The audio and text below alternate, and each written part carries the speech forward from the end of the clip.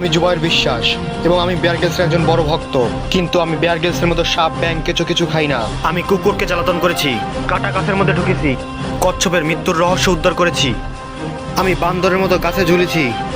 আপনারা চাইলে যে কাজটি করতে পারবেন আমি সেই কাজটি করেছি। আমি বর্তমানে উত্তর বাংলাদেশের একটি ছোটখাটো জঙ্গলে অবস্থান করছি, আর আজ আমি দেখাবো এখানে কিভাবে টিকে থাকতে হয়। আমি বর্তমানে অবস্থান করছি উত্তর বাংলাদেশের পশ্চিম সাইডে। এই জঙ্গল দেখতে যতটা ছোট ঠিক তেমনি আপনি সঠিক ধরেছেন, টিকে থাকা খুবই সহজ। তাই এই জঙ্গলে আমার পক্ষে সার্ভাইভ করা তেমন কোনো কঠিন কাজ নয়। জঙ্গলে আমি আপনাকে একটা ভয়ঙ্কর জিনিস দেখাচ্ছি, মানে এটা হঠাৎ করে যদি কেউ দেখে সে ভয় পেতে বাধ্য একদম। আপনি যদি হঠাৎ করে এই লতার দিকে তাকান তাহলে মনে হবে এটা একটি সাপ। এই লতাটি দেখতে কিছু তার চিত্রপরা সাপের মতো লাগে, যাকে বাংলাদেশের আঞ্চলিক ভাষায় বলা হয় গুই পড়া সাপ। জিনিসটা দেখে এতটাই ভয় পাইছি, মানে এতটাই পরিমাণে ভয় পাইছি, এরকম ভয় মানুষ তার এক্সরে দেখে ভয় পায় না।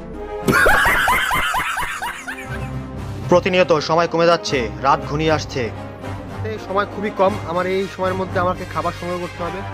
এই ধরনের জঙ্গলে হাঁটা খুবই কষ্টকর, আর এই জঙ্গলে বাঘ ভাল্লুক না থাকলেও আমি গরুর দেখা পেয়েছি।